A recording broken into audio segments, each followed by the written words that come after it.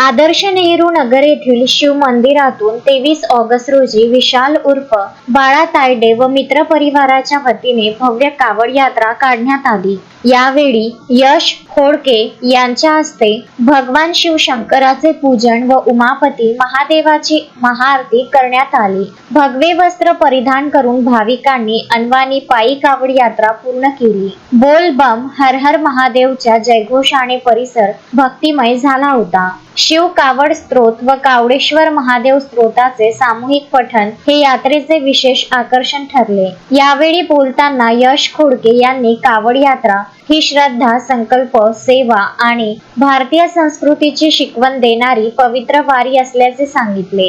कावड यात्रा आपल्याला संकल्प पूर्ण करण्यास, कष्टांना न घाबरण्यास आणि अहंकारापेक्षा सेवेला महत्त्व देण्यास शिकविते, असे त्यांनी प्रतिपादन केले। यात्रेत मोठ्या संख्येने शिवभक्त सहभागी झाले होते। मार्गावर विविध ठिकाणी कावडियांचे नागरिकांकडून उत्स्फूर्त स्वागत करण्यात आले। शोएब खान, विदर्भ न्यूज, अमरावती।